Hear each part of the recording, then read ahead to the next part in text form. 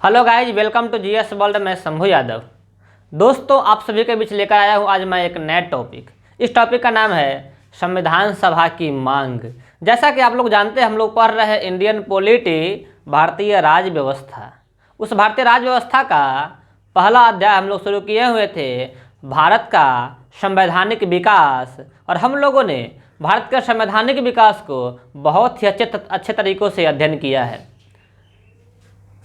किसी भी state PCS exam हो या कोई भी एग्ज़ाम जिसमें इंडियन पॉलिटी पूछता हो, उसके लिए मेरा क्लास बहुत ही महत्वपूर्ण है। आप लोग वीडियो को देखते रहें, नोट्स बनाते रहें। हम शुरू करते हैं। टॉपिक क्या है? भारत संविधान सभा की मांग। यानी कि आप लोग जानते हैं, यह देश अंग्रेज़ों के चंगुल में फंसा हुआ था और इस देश को अंग्रेज़ों ने कई सौ सालों तक गुलाम बनाकर रखा। जब इस देश में राष्ट्रवादी विचारधारा उभरा, क्रांतिकारी लोग आए, तो इस देश में अपनी शासन की मांग करते हैं। यानी कि भारत देश के लोग का देश में शासन होगा, विदेशियों का शासन नहीं होगा। इसकी मांग बहुत सारे क्रांतिकारी और राष्ट्रवादी लोगों ने करते हैं। लेकिन अभी हमें मुख्य रूप से इतिहास पर नहीं जाकर मुख्य रूप से पॉलिटी बात करना है। और जो मेरा संविधान सभा नाम की टॉपिक है, इसी पे बात करना है। इससे हट कर बात नहीं करना है। जो भी महत्वपूर्ण बात है उसको करता हूँ, और विशेष तो आपका इतिहास में ये चलता ही है। जैसे कि मैंने शुरू किया है संविधान सभा की मांग, और इसमें लिखा है संविधान सभा की मांग कब कब की गई। तो इसमें मैंने लिखा सबसे पहली बार 1895 में, सबसे पहली बार 1895 में बाल गंगाधर तिलक जी के द्वारा संविधान सभा की मांग की गई थी, और वह मांग अनौपचारिक थी। तो मैंने उसी बात को लिखा, पहली बार संविधान सभा की मांग की गई, जो क्या थी? अनौपचारिक मांग थी। किसने की है? तो बाल गंगाधर तिलक जी ने की है। किस पत्रिका में की है? तो इसका नाम है स्वराज पत्रिका में इसकी मांग हुई थी। और किस बिल के नाम से? तो स्वराज बिल, यानी कि स्वराज विधेयक के नाम से सबसे पहली बार संविधान सभा की मांग स्वराज पत्रिका में बाल गंगाधर तिलक जी के द्वारा हुई थी, जो अनौपचारिक मांग थी। सबसे पहला बात हम लोग को समझ में आ गया। याद करते हैं, 1895 में संविधान सभा की मांग सबसे पहली बार हुई थी, जो अनौपचारिक मांग थी। बाल गंगाधर तिलक के द्वारा मांग हुई थी, स्वराज पत्रिका में मांग हुई थी, स्वराज बिल के माध्यम से मांग हुई थी। ये चार बात हमें इसमें महत्वपूर्ण बात ध्यान रखना है। उसके बाद क्या है? उसके बाद है 1922 में। 1922 में महात्मा गांधी जी के द्वारा संविधान सभा की मांग की गई थी। जैसा कि आप सभी जानते हैं, महात्मा गांधी दक्षिण अफ्रीका में अंग्रेजों के विरुद्ध युद्ध किए हुए थे, क्रांति किए हुए थे, आंदोलन किए हुए थे दक्षिण अफ्रीका में। गांधी जी 1915 में भारत देश में आते हैं और तब जाके भारत देश का भ्रमण करते हैं। भ्रमण करने के बाद प्रथम विश्व युद्ध उस समय चल रही थी। गांधी जी ने अंग्रेजों को प्रथम विश्व युद्ध में सहयोग देने के लिए भारतीयों को कहा, लेकिन 1919 में जलियांवाला बाग हत्याकांड हुआ। इससे गांधी जी को बहुत दुख हुआ और उन्होंने अंग्रेज के विरुद्ध आ गए, और अंग्रेज के विरुद्ध ही 1920 में असहयोग आंदोलन की शुरुआत किए हुए थे गांधी जी। वही गांधी जी 1922 में क्या करते हैं? संविधान सभा की मांग करते हैं। भारतीयों के लिए संविधान सभा होगा, भारतीय अपना संविधान बनाएंगे और इस देश पर अपना शासन कायम होगा। इसके बारे में भी गांधी जी ने 1922 में मांग किए हुए थे। तो मैंने इसी बात को लिखा, 1922 से महात्मा गांधी जी के द्वारा संविधान सभा की मांग की गई थी। उसके बाद क्या लिखा? 1929 में कांग्रेस अधिवेशन लाहौर। आप लोग जानते हैं भारतीय राष्ट्रीय कांग्रेस, जिसकी स्थापना 1885 में हुआ था। उस कांग्रेस का 1929 में जो अधिवेशन हुआ था, वो अधिवेशन लाहौर में हुआ था। लाहौर वर्तमान में पाकिस्तान में पड़ता है। उस लाहौर अधिवेशन की अध्यक्षता पंडित जवाहरलाल नेहरू जी किए हुए थे। इस लाहौर अधिवेशन की अध्यक्षता पंडित जवाहरलाल नेहरू जी किए हुए थे, और इसी में सबसे पहली बार इन्होंने कांग्रेस के माध्यम से स्वराज की मांग किए हुए थे। तो स्वराज की मांग किए हुए थे और संविधान सभा की मांग दोनों एक साथ आ सकता है, क्योंकि दोनों एक दूसरे के पूरक शब्द लग रहा है।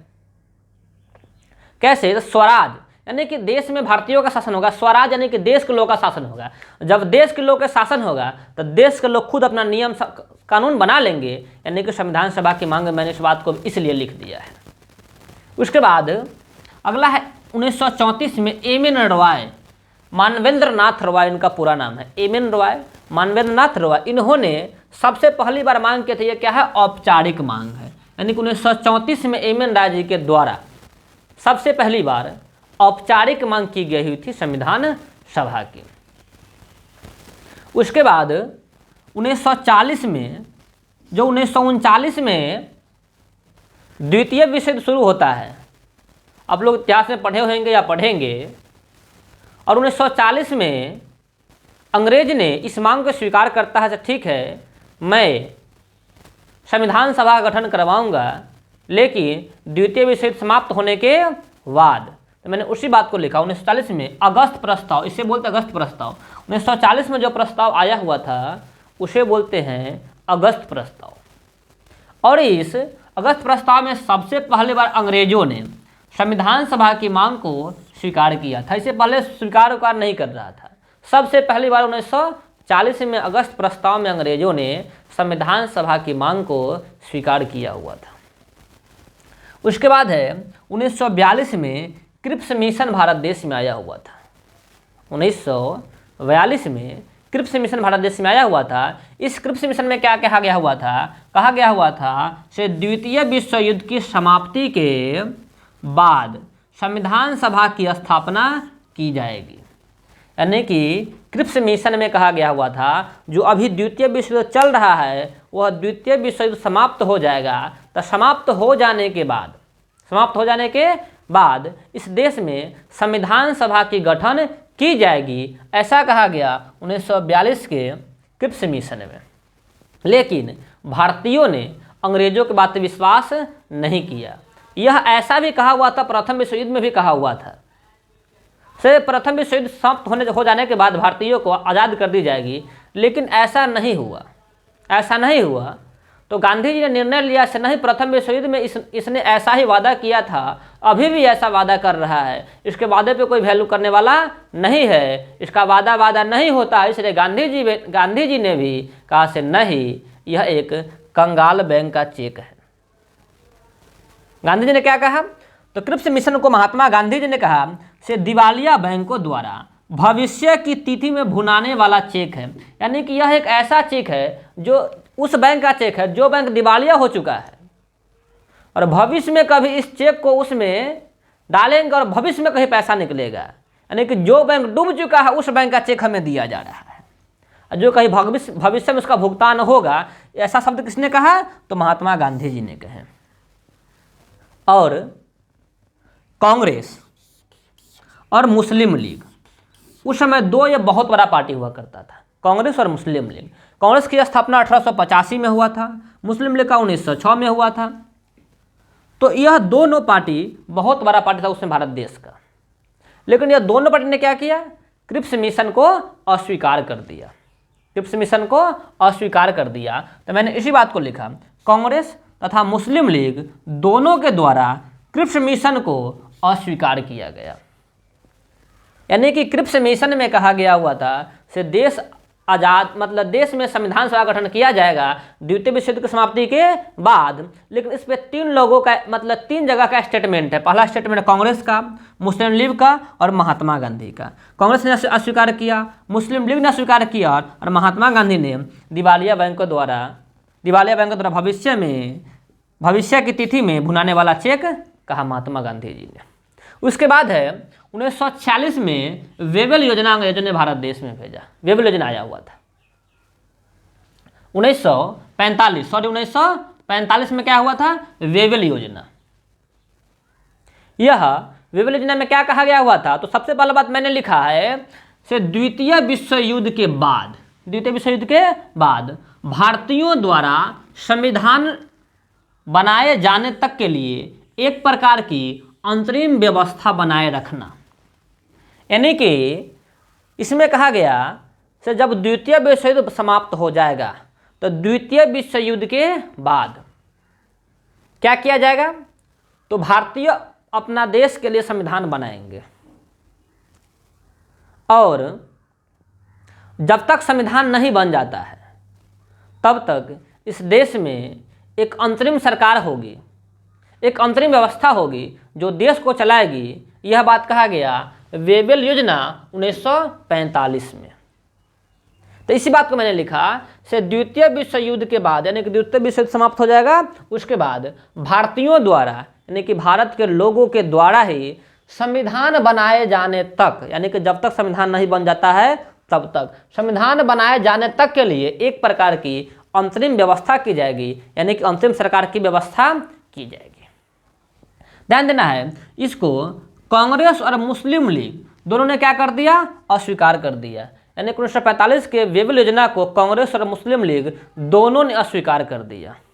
अस्वीकार करने का कई वजह है, इस योजना सब को अस्वीकार करने का कई वजह है। एक वजह तो यह भी हो सकता है से कांग्रेस का मानना था से यह जो योजना आ रही है, यह योजना से अप्रत्यक्ष रूप से पाकिस्तान की मांग को मान रही है, यानी कि देश के विभाजन की बात को अप्रत्यक्ष रूप से स्वीकार कर रही है, इसलिए कांग्रेस ने इसको बहिष्कार किया। और मुस्लिम लीग ने क्यों बहिष्कार किया? मुस्लिम लीग का मानना था से इस योजना में, योजना आ रहा है, इस योजना में डायरेक्टली रूप से नहीं कहा जा रहा है से पाकिस्तान बनेगा, यानी कि देश का विभाजन होगा, इस यह प्रत्यक्ष रूप से नहीं कहा जा रहा, इसलिए मुस्लिम लीग ने क्या किया, इसका बहिष्कार किया। और कांग्रेस ने बहिष्कार किया से नहीं, अप्रत्यक्ष रूप से तो कहा जा रहा है, इसलिए कांग्रेस वालों ने इसको स्वीकार नहीं किया। उसके बाद 1946 के समय आता है, 1946 में कैबिनेट मिशन आता है। कैबिनेट मिशन को भारतीयों ने स्वीकार करता है और कैबिनेट मिशन के माध्यम से ही भारत देश में संविधान सभा की स्थापना होती है। ये जो कैबिनेट मिशन है, इस कैबिनेट मिशन में 3 लोग हुआ करते थे। कैबिनेट मिशन में 3 लोग हुआ करते थे। तो कैबिनेट मिशन में 3 सदस्य, इसका हमने लिखा PAS यानी कि पास, यानी कि तीनों व्यक्ति का नाम का ट्रिक है। एक व्यक्ति का नाम है P से, एक का नाम है A से, एक का नाम है S से। पास मैंने ट्रिक दिया। P से क्या होगा, पैथिक लॉरेंस, यानी कि जो कैबिनेट मिशन आया हुआ था उस कैबिनेट मिशन का अध्यक्ष कौन थे, तो अध्यक्ष थे पैथिक लॉरेंस। ए से क्या लिखा मैंने, A.V. अलेक्जेंडर, ये क्या थे, ये नेवी का अधिकारी थे। A.V. अलेक्जेंडर नेवी का अधिकारी थे। और एस से मैंने क्या लिखा, स्टेफोर्ड क्रिप्स, ये क्या थे, तो स्टेफोर्ड क्रिप्स व्यापार मंत्री थे। यह कैबिनेट मिशन भारत देश में आया। कैबिनेट मिशन का क्या उद्देश्य है, तो कैबिनेट मिशन का मैंने 2 उद्देश्य बोर्ड पे लिखा। पहला क्या है, से कैबिनेट मिशन भारत में जाकर 2 सबसे बड़ी काम करेगी। सबसे बड़ी काम क्या करेगी, तो देश में संविधान सभा का गठन किया जाएगा कैबिनेट मिशन के माध्यम से। और जब तक संविधान नहीं बन जाती है तब तक देश में अंतरिम सरकार की व्यवस्था की जाएगी। यानी कैबिनेट मिशन का 2 महत्वपूर्ण उद्देश्यों को मैंने बोर्ड पर लिखा। पहला क्या लिखा, भारत में संविधान सभा का गठन किया जाएगा, यानी कि कैबिनेट मिशन के माध्यम से ही देश में संविधान सभा का गठन होता है। और फिर क्या कहता है, अंतरिम सरकार बनाना, यानी कि इसका 2 उद्देश्य था और दोनों उद्देश्य इसका सफल हो गया। और कैबिनेट मिशन के माध्यम से ही भारत देश में संविधान सभा का गठन किया गया। वही संविधान सभा देश के लिए संविधान बनाया। धन्यवाद।